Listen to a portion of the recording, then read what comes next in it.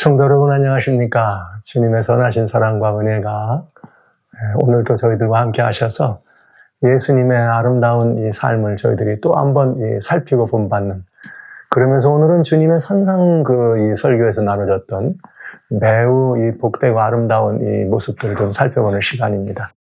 굿뉴스 파노라마. 성도 여러분, 지난 시간 이어서 계속해서 이 마태복음 5장과 6장과 7장에 나오는 산상 설교를 돌아보는데, 이 설교는 대단히 정말 중요한 내용이 이 안에 많이 들어 있습니다. 그리고 복음의 이치만이 아니라 그리스도인으로서 우리들에게 하나님이 주시는 매우 높은 정말 이런 표준을 제공해 주시기 때문에 우리들이 면밀히 꼼꼼해서 살피는 것은 아주 아름답고 큰 은혜가 될 것입니다. 성도 여러분, 마음이 많이 급하시지 마세요. 오늘날은 지식과 정보가 온누리에 많이 펼쳐 있는 그런 정보 홍수 속에 사는 시대이기 때문에 사람들은 그저 어떤 일들을 가만히 보면 이제 결과론적인 이야기를 많이 살피고, 정말 물론 끝이 좋으면 다 좋은 것이다 이런 말씀을 합니다만은, 더 많은 정보와 지식을 얻기 위해서 근본 어떤 일들의 원인이나 근본을 밝히는 것은 별로 관심이 없고요. 그저 결론으로 열매만 보는 일에만 많은 관심이 있습니다. 그 성경이나 이런 것들을 우리가 공부할 때도, 내용을 볼 때도 그냥 단답형으로 답을 알기를 원하는 것이죠. 그 배경에 어떤 일들을 알기를 원치 않는 그런 조급함이 우리들에게 있는 것입니다. 이렇게 되면 그 조급함의 열매를 거둬야 되기 때문에 때로는 매우 위험한 열매들을 많이 거둘 때가 있죠. 특별히 성경 가운데는 흑암의 권세, 어둠의 장본인인 사단도 광명한 빛의 천사로 가장한다 그랬어요. 그러니까 눈앞에 보이는 것, 급한 결과만 가지고 판단하면 자칫 잘못하면 큰 오리와 실수에 빠질 수가 있게 되는 것이죠. 성경에 들어있는 다양한 성서 진리를 파헤칠 때도 그런 의미를 가지고 이해해 보시면 상당히 우리들이 바로 설 수 있는 일에 실수하지 않을 거라고 생각을 합니다. 그리스도인 이 상황 속에서 우리들에게 주시는 주님의 아름답고 복된 말씀 가운데 우리 그런 말 하잖아요. 그러면 어찌하라고, 아니면 또 어떻게 살라고, 아니면 도대체 그리스도인이 무언데, 이런 말씀들로 단적인 어떤 이 질문이나 얘기를 할 수가 있어요. 이런 모든 문제들에 대한 산적한 그리스도인 생에서 나타날 수 있는 대단히 많은 문제들에 대한 답을 산상설교에서 우리는 얻을 수가 있습니다. 그렇기 때문에 이 산상설교는 이런 내용이야. 팔복이 있어, 그리고 뭐 있어, 이렇게 넘어갈 만한 내용이 아니고요. 이것은 정말 창조 때부터 이루어진 일이요, 신의 산에서부터 들려졌던 하나님의 귀한 음성들이기 때문에 조급하지 않게 차분하게 하나씩 살피는 것은 매우 중요한 시간이 되겠습니다. 오늘은 여기에 마태복음 5장 4절에 나오는 두 번째, 애통하는 자는 복이 있나니 저희가 위로를 받을 것이며, 이 말씀을 좀 돌아보게 될 것입니다. 그런데요, 여러분, 또 우리는 이 말씀을 보기 전에 또 따져봐야 될 일들이 좀 있습니다. 이제 무슨 말이냐면, 심령이 가난한 자의 복이 있다고 하는 말씀은 이제 현재형으로 되어 있어요. 현재형으로. 그러니까 지금도 여전히 그런 우리들이 하나님 앞에 모든 것들이 하나님의 기원이고, 하나님의 근원이고, 하나님의 과정이고, 하나님의 현재형이라는 말씀을 이해하는 사람들은 그 말씀이 이건 천국의 이런 이 누림이 미래의 것이 아니라 현재형이로구나 하는 것을 알 수가 있습니다. 그런데 여기 애통하는 자부터는 전부가 다 복이 있으니 받을 것이요, 복이 있으니 받을 것이요, 일컬음을 받을, 이렇게 되어 있어요. 그러니까 미래형으로 되어 있습니다. 근데 여기 이 미래형으로 되어 있는 이 미래형은 단순 미래가 아니에요. 예를 들면 내일 아침에 태양이 떠오릅니다. 이건 그냥 놔둬도 아침에 태양이 뜨잖아요. 그런데 어머니가 있다가 잠을 안 자고 게임에 빠져있는 자녀를 보고 그만 자거라, 그만해라 했는데 계속하면 뭐라 그래? 너는 내일 아침밥은 먹을 줄 알아. 이렇게 얘기할 수 있어요. 이 말을, 너는 내일 아침밥 없어, 이 말은 내일 아침밥을 사실은 그 사람이 먹고 안 먹고는 누구는 더 달렸죠? 어머니 손에. 그러니까 내가 안 준다는 뜻이에요. 너 내일 아침밥 없어, 이 말은. 그러면 여기 이 말씀도 마찬가지예요. 위로를 받을 것이다 이렇게 말씀하였으면, 위로를 받을 것이다 이렇게 말씀하였단 말은 하나님이 말씀하신 화자, 내가 어떡할 것이다. 위로를 할 것이라 이런 말입니다. 그러니까 이건 완전히 하나님의 의지가 담겨있는 이 이야기인 것을 우리는 알 수가 있는 거죠. 그러니까 너 위로를 받을 거다. 아들이라 일컬음을 받을 거다. 이런 말은 그냥 자연스럽게 내가 무슨 이렇게 하면 그런 일이 자연스럽게 다가오는 단순한 미래가 아니라 너는 앞으로 내가 그렇게 살았어? 내가 너에게 이렇게 위로를 줄 거야. 이 말은 하나님의 의지가 들어있는, 하나님이 그렇게 해주신다는 말, 그러니까 복이 되는 거죠. 그런데 중요한 건 뭐냐면, 그러면 거기에 또 다른 뭐가 거기에 들어가 있게 되냐면, 그 말은 이렇게 살아라, 이런 뜻이 되는 거죠. 그러니까 우리는 팔복이라는 말씀을 이렇게 들을 때 그냥 사람들은 복 받기를 좋아해가지고, 복이라면 무조건 좋아해요. 복. 복 받기를 좋아해요. 근데 그리스도인들은 이 복의 의미를 좀 이해하는 것이 굉장히 중요합니다. 그냥 우리는 복 받는다 그러면 다른 말로 이 등식이 돼 있죠. 부자 된다는 거, 아니면 성공한다는 거, 이런 게 복 받는 걸로 생각해요. 그것도 축복이니까 축복은 축복일 수 있습니다. 그러나 성경이 말하고 있는 진정한 복의 의미를 우리가 이해하는 것은 아주 중요합니다. 여기 이제 팔복에 대한 이해를 위해서 이 문제를 따져보는 것은 훨씬 더 중요한 이해가 되겠네요. 자, 한번 볼까요? 예를 들면 하나님이 창세기 1장 28절에 주님께서 남자와 여자를 만드시고 그들에게 복을 주시면서 가라사대 생육번성하여 땅에 충만하라 이렇게 말씀하셨어요. 그러니까 하나님이 인생에게 주신 이 모든 복들, 그 이전에 사실은 여기 인간에게 그런 복을 허락하시기 전에 주님이 여기 다섯째 날에 공중에 이런 이 새와 이런 모든 것들을 만드십니다. 만드시면서 이런 일들을 만드시면서 주님께서 뭐라고 말씀하셨는가? 22절, 창세기 1장 22절에 하나님이 그들에게 복을 주어 가라사대 생육번성하고 물에 충만하라. 새들도 땅에 번성하라. 그러니까 바다의 고기와 물고기와 새들에게도 생육번성 충만의 복을 주셨어요. 그러니까 이게 복의 가장 기본적인 복이에요.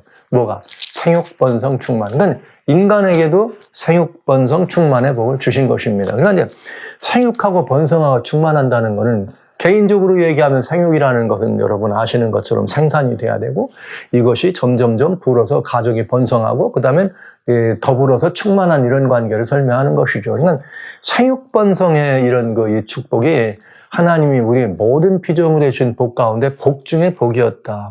그래서 이것을 다윗은 시편 133편에 보면 3절에 뭐라고 말씀하셨는가 하면 그런 말씀을 했어요. 이게 주님께서 형제가 연합하여 동거하면 어찌 그리 아름다워 이런 말씀을 하시면서 3절에 말씀하시기를 뭐라 말씀하셨는가 하면 거기서 여호와께서 복을 명하셨나니 곧 영생이니라 이렇게 되어 있습니다. 그러니까 하나님이 인류에게 허락하시는 가장 기본적이고 정말 중요한 축복은 생명이에요. 영생의 복입니다. 그래서 이것이 하나님께서 우리들에게 주신 첫 번째 복이라는 사실을 여러분 꼭 기억해 두시고요. 그래서 여기 구약 성경에 나오는 말 가운데 그저 너희가 하나님 복 받아라 이런 말을 하면 다 생육번성 충만이에요. 여러분 좋아하시는 신명기의 말이죠. 축복의 장 28장 같은 거 보시면 너희 모든 이 생축에까지도 이 생식이 멎지 않는다 이렇게 하면서 생육번성 충만을 가장 정말 중요한 복으로 주었다. 그러니까 그거를 위해서 필요한 여러 가지 것들을 더해 주시는 건 덤이다 이 말이죠. 그죠? 은혜를 주시는 것인데 이제 복이다. 영생이라는 말씀 여러분 잊지 말아 주시고요. 그다음에 두 번째 모든 피조물에게 주신 이 복 가운데 또 다른 두 번째 복이 있습니다. 그건 창세기 2장 1절로 3절입니다. 천지와 만물이 다 이루시니라. 천지창조의 대략이 이와 같았는데 거기 3절에는 뭐라고 되어 있는가 하면 하나님께서 이렇게 제7 안식일에 어떻게 했다? 복을 주셨어요. 하나님이 안식일에 일곱째 날에 안식하시니라 2절에 그런 다음에 제3절에는 2장 3절에는 하나님이 제7 안식일에 복을 주셨다 이렇게 말했습니다. 그럼 안식일이라고는 날짜에 복을 주셨다는 말은 무슨 말이에요? 여러분 시간 속에 복을 주셨다는 말은 그 시간 안에 들어있는 모든 공간도 초월하죠. 공간은 제한이 있어요. 어딘가 지나면 안 되지만 시간과 공간 모든 거에 제한이 없습니다. 그리고 시간은 누구에겐가 소유될 수 있는 것이 아니죠.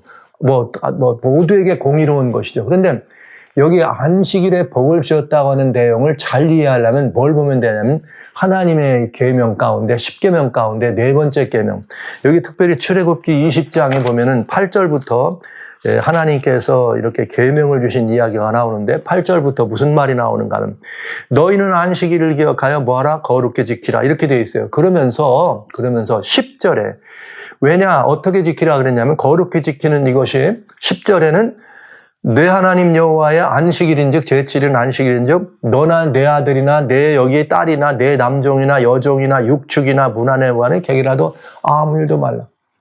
다른 말로 말하면 쉬어라 이 말이에요.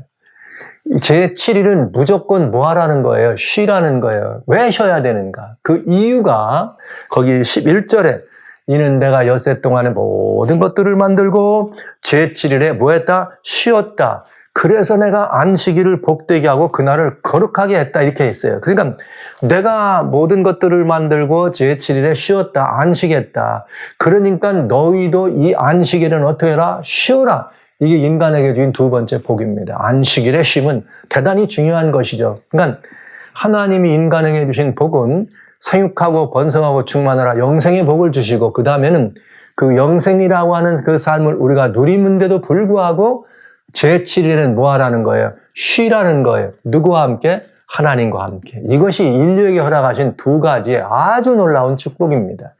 그래서요, 여러분 예수님께서 이 땅에 오셨을 때 마태복음 11장 27절에 수고하고 무거운 짐자들아 다 내게로 오라 내가 너희를 어떻게 하게 하리라? 쉬게 하리라 이렇게 말씀하시잖아요. 이 주님께서 이 땅에 오셨을 때 우리들로 하여금 뭐 하기를 원하는가? 쉬게 하기를 원하셨던 것이에요. 하나님의 쉼에 우리가 들어오는 이것이 진정한 의미의 안식이 되겠습니다. 주님과 더불어 쉰 안식. 그러니까 이것이 복이에요. 이것이 축복. 하나님이 우리에게 주신 바된 아름다운 이것이 축복인데 여기 성경에 팔복이라는 말을 우리가 지금 읽잖아요. 읽으면서 하나님께서 우리들에게 가난한 자 복이 있다. 이 말은 무슨 뜻이냐? 천국이 저희 것이다. 여러분 천국에는 천국의 대표적인 두 가지가 뭐냐면 천국에 있는 사람들은 뭐 하는 거예요? 영원히 사는 생명의 사람이죠. 그리고 중요한 것은 뭐냐? 천국은 쉼이 있는 곳입니다. 왜? 모든 것에 부족함이 없기 때문에 만족한 것이에요. 그래서 그들에게 뭐가 있어요? 쉼이 있는 것이에요. 그러니까 천국은 안식이 있는 곳입니다. 그런데 여기 성경의 주님은 이 두 번째 복부터는 애통하는 자에게 복이 있나니 위로가 있나니 이 복이 있다고 이렇게 말씀을 하시거든요. 그 말은 하나님께서 여기 이렇게 애통하는 자, 하나님께서 여기 뭐 온유한 자, 마음이 청결한 자, 의를 구하는 자 이런 모든 자들에게 주님이 뭘 아까 말씀드렸어요. 이건 의지미래라고. 너희가 그렇게 한 마음이 있으면 내가 너희를 어떻게 하리라? 위로하리라. 쉬게 하리라. 이런 말입니다. 모든 애통을 멈추고 뭐가 온다? 안식이 오고 쉼이 오고. 왜요? 여러분 애통이 왜 옵니까?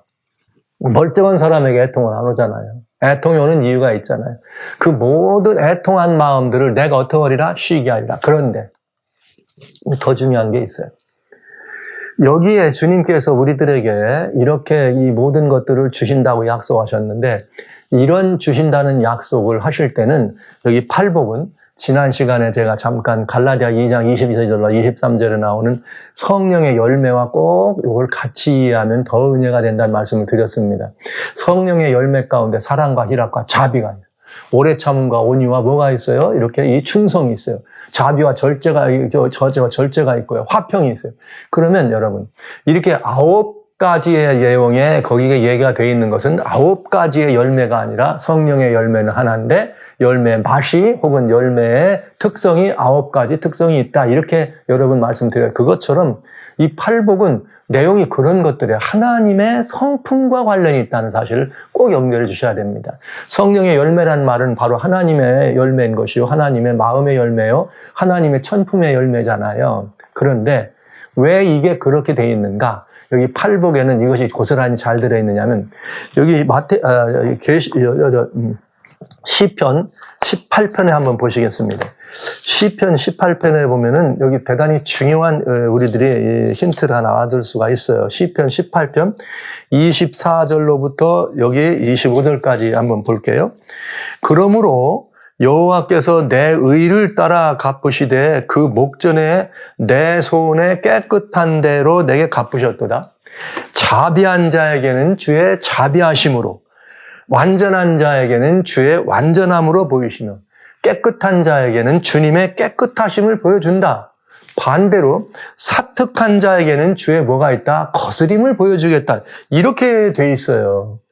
그러니까 여기 그러면서 여기 권고한 백성은 구원하고 교만한 눈은 낮추신다. 그러니까 여기 뭐라고 말씀하셨는가 하면 자비한 자에겐 자비함으로 깨끗한 자는 깨끗한 이렇게 돼 있거든요. 하나님이 그렇게 대접해 주신대요, 우리들을. 근데 여기 보니까 하나님의 뭐예요? 알고 봤더니 하나님의 마음이죠. 하나님의 마음에 자비하심이 있고 하나님의 마음에 긍휼히 여기시는 마음이 있고 여기 하나님 마음에 말이죠. 이게 순결하고 정직하고 이 하나님 마음의 온유함. 그래서 이게 하나님께서는 마음이 온유한 자를 내가 어떻게 한다? 온유함으로. 마음이 자비로운 자, 즉 긍휼을 베푸는 자에게는 내가 긍휼함으로. 또 애통하니 불쌍하잖아요. 애통한 마음이니 그럼 내가 그에게 뭐로? 위로로. 이렇게 하나님이 주시는 거예요. 그러니까 이 말은 우리가 다시 조금 바뀌어본다면 다른 말이 아니고 하나님의 마음과 합하면 같은 마음이 들어져 있으면 하나님이 동일한 마음으로 뭐가 되는 거예요? 하나님과 한 마음이 되는 거죠. 하나님과 한 마음이 되기 때문에 하나님께서 그 한 마음 하나님이시니까 그 모든 열매를 그들에게 더해 주시겠다는 약속인 것입니다. 그러니까 여러분 이 말은 이게 막 복이다 복 받는다가 중요한 게 아니에요. 자비한 마음을 가져라 이런 말이고요. 온유한 심령을 가져라. 애통하는 마음이 있어라. 마음을 청결하게 먹어라. 그러면 내가 너희를 이것으로 대접해 주신다는 얘기예요. 너희들이 온유하면 나도 하나님이 우리에게 말이죠. 온유로 우리를 갚아주시고 하나님이 우리에게 대신 애통을 갚아주신다면 그 얼마나 아름다운 일입니까? 그러니까 이것은 무슨 일이에요? 복받은 일이다. 그래서 애통하는 자가 하나님의 마음과 일틀되니까 하나님의 뭐가 있어요? 위로가 되고 그랬더니 마음에 뭐가 와요? 쉼이 온다는 거죠. 네. 이 땅에 애통하는 사람들이 왜 애통합니까? 이 애통하는 사람들이 억울한 일을 당해서 애통하고 거기 지금 예수님 모인 그 산정에 모여든 사람들이 왜 애통한 사람들입니까? 거기 그저 로마의 군병들에게 수탈당하는 사람들 그저 또 여러 가지 다양한 형편에 의해서 말이죠. 여러 가지 있는 것을 뺏기고 가진 것을 잃어버리는 그러면서도 불구하고 어떻게 하는 거예요? 어떻게 힘을 쓸 수가 없고 가만히 참아야 돼. 그리고 주님은 그런 불쌍한 마음을 내가 알아. 온유한 사람. 그래서 가만히 있는 거. 네. 한가할 수도 없고 그럴 만한 힘도 없고 그냥 어떻게 무언가를 해볼 도리도 없는 연약한 사람들 그래서 그들을 주님이 온유하다 하시고 그들을 애통했다 그리고 그들을 불쌍히 여긴다 이렇게 말씀하신 것입니다. 이게 인생이 얻을 수 있는 하나님께로부터 직접 얻을 수 있는 얼마나 큰 위로입니까? 그래서 이게 복이라고 하는 거죠.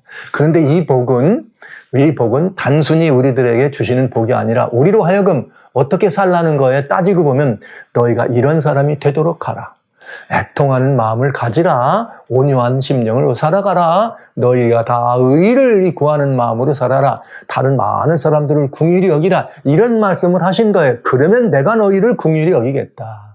이 팔복의 의미는 이런 데서 중요한 의미를 찾아봅니다. 그래서 어떻게 우리가 그런 마음을 가지고 살 수 있는가? 사람들은 그러죠. 이 팔복을 복 받는다고만 해가지고 되게 좋아. 팔복 그러죠. 내용을 잘 이해하면 굉장히 중요한 이야기예요. 이렇게 살으라는 얘기입니다. 그러면 그 복은 당연히 왜? 하나님과 마음이 합동되니까 하나님이 뭐가 있어요? 갚아주시겠다는 약속이니까요.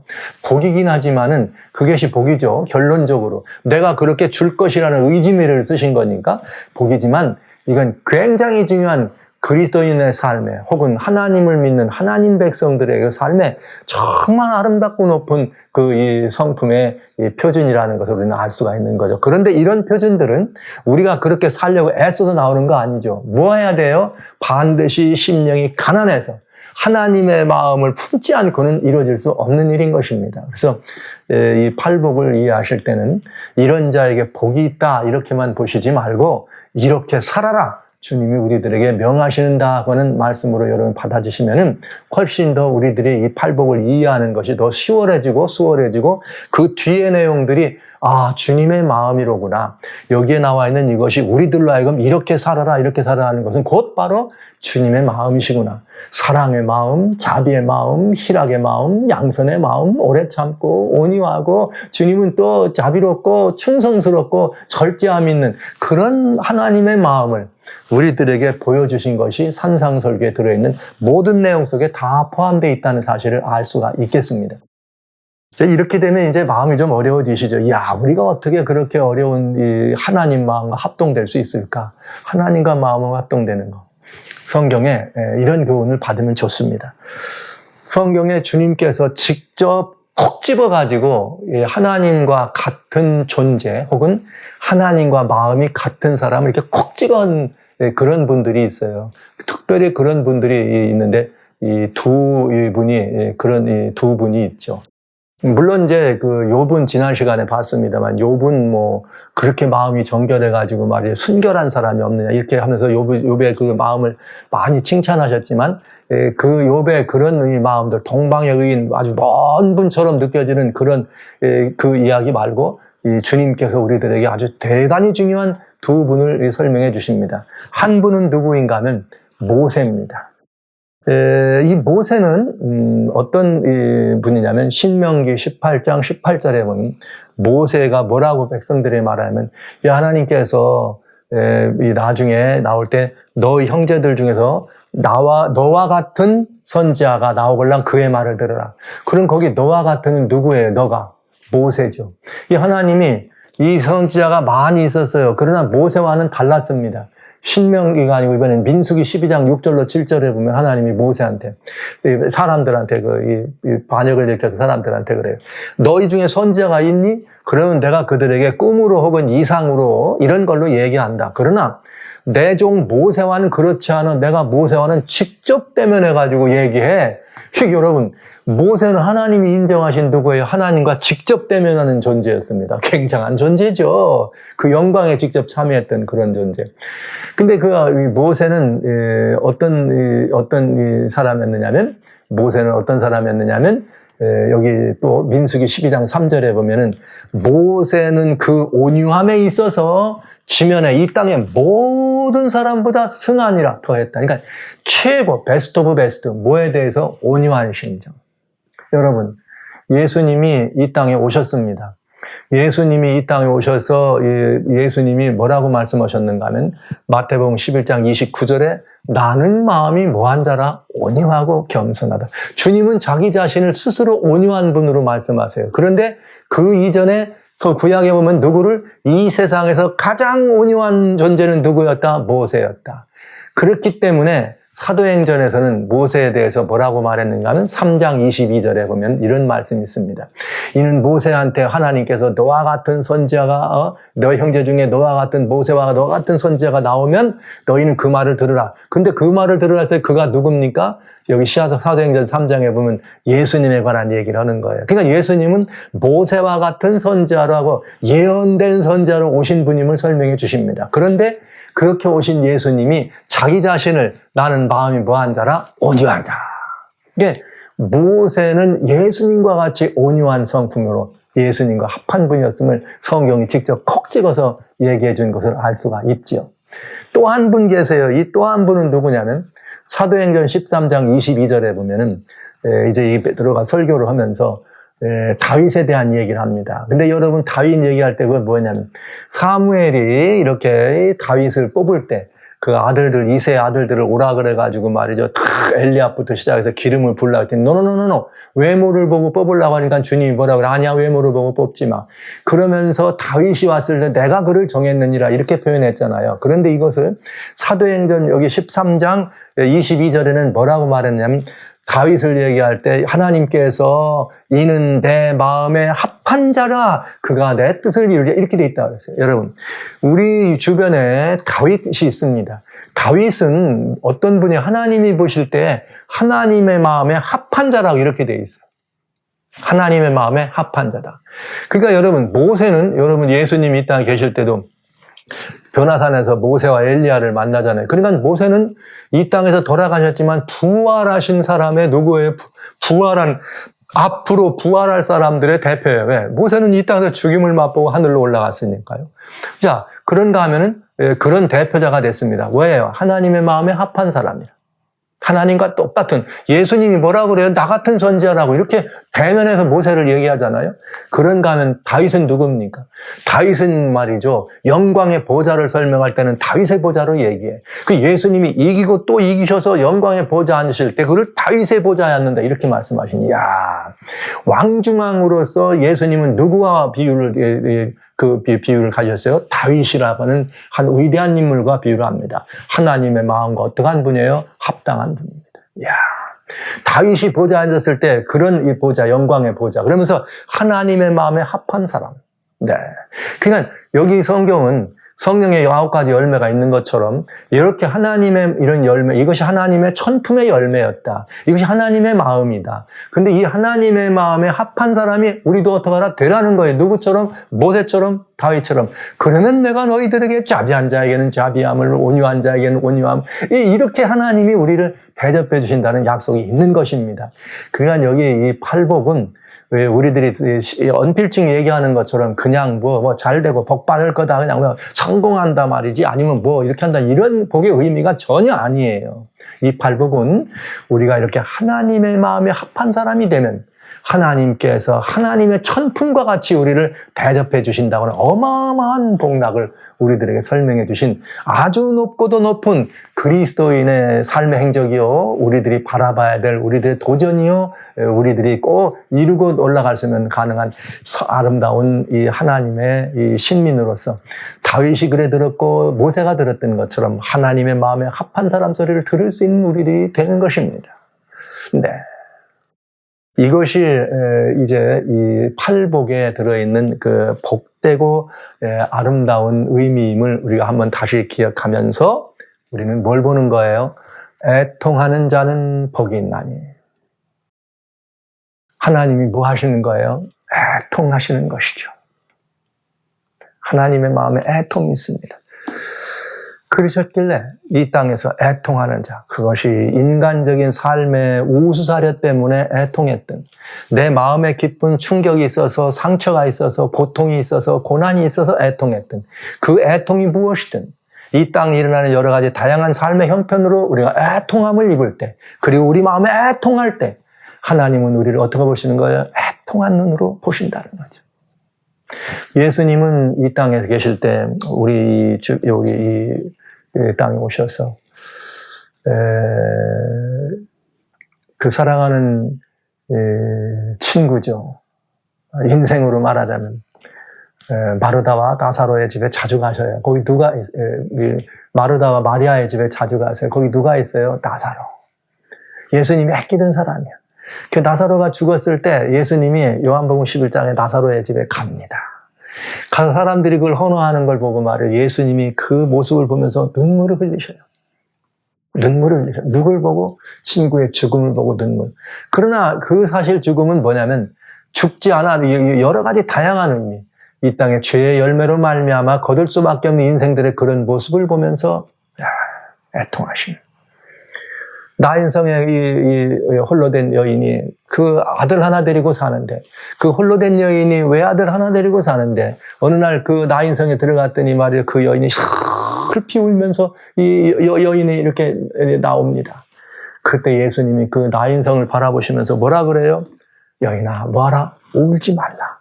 그때 성경은 이렇게 말했습니다. 저가 그 여인이 우는 걸 보고 불쌍히 여기셨다. 궁력 있는 마음이죠. 그러나 이것은 다 무슨 마음이에요? 인간이 당하는 겪는 모든 일들을 바라보면서 애통히 여기시는 마음. 예루살렘 성을 바라보셨습니다.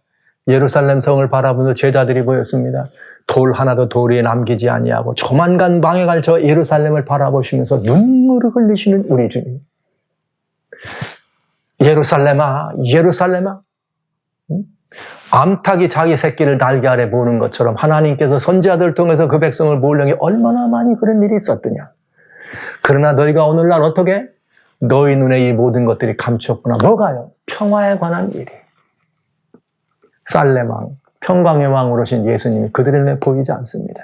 그런 모습을 바라보시면서 예수님이 애통하셨어요.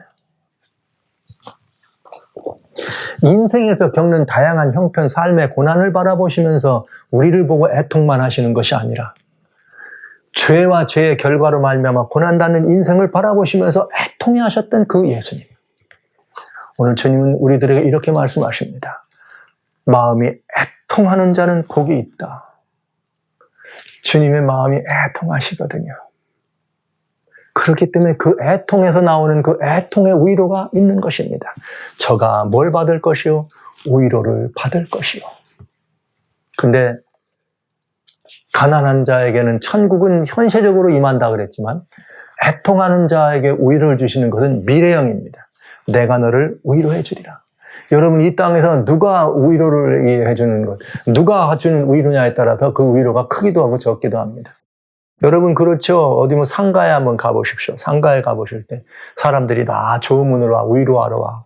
그 상주가 앉았다가 이렇게. 근데 어떤 때는 상주가 기다리지 않고 막 뛰어나가는 경우가 있어. 언제? 누가 오면 그래요? 이름 있는 사람, 높은 사람 오면 달려나가잖아요. 버선 발로 상주가 와서 어서 오라 해가지고 조문하고 또. 왜? 그런 분들이 위로를 해주면 더 어떻게 해요? 더 막 큰 위로가 있는 것처럼. 그냥 별로 이렇게 아닌 그런 사람들이 저 동네 사람 와가지고 오면, 아이고, 오셨습니까? 하고 인사하지만. 이 동네 사람이 아니고 저 동네 국회의원이 온다 그러면 버선발로 찍어서 국회의원 왔다가 영접해오는. 이 인간의 삶의 모습 아닙니까? 여러분, 사람들도 누군가 위로하느냐에 따라 그 위로가 크기도 하고 적기도 하고 진정한 위로가 되기도 하고 안 되기도 하는데 여러분 하물며 애통한 그 심령을 누가 위로해 주신대요? 하나님께서. 우리는 그 하나님으로부터 이제 조만간 엄청난 위로의 하나님께서 우리들에게 오셔서 애통한 우리들의 심정에 하늘의 위로로 충만케 하실 날이 심히 가까웠네요. 그 위로가 저와 여러분들이 향해 기다리고 있다는 사실을 기다리시면서 살아신 성도 여러분, 우리 다시 한번 팔복의 의미는 그저 세상의 사람들이 말하는 것처럼 복이라니까 다 좋다 그래. 복 받는다 이것이 아니라 애통하는 마음으로 사세요. 하나님의 위로가 있을 것입니다. 예수님 오실 때 이렇게 우리들에게 우리의 삶의 방향을, 우리 인생의 행적을, 그리스도인 삶의 목표를 정해주시는 하나님의 위대한 공과였다는 사실을 여러분 잊지 마시고 이 안목으로, 이 애통한 마음으로, 이 안목으로 이렇게 팔복의 내용을 살펴주시면 우리는 더 큰 위로가 있으리라 생각합니다. 애통하는 자 복이 있습니다. 하나님께서 직접 위로해 주실 것입니다. 이 위로의 하나님이 조만간 우리 곁에 나타나실 것입니다. 그날이 심히 가까웠다는 사실은 생각만 해도 우리들에게 얼마나 큰 위로가 되는지 여러분 모두에게 이 위로의 하나님의 이 엄청난 위로가 지금도 있고 미래에도 있는 그 복을 여러분들이 마음껏 받아 누리시면서 이 땅에서 승리하고 또 승리하시는 여러분 되주시길 주의 이름으로 축원합니다.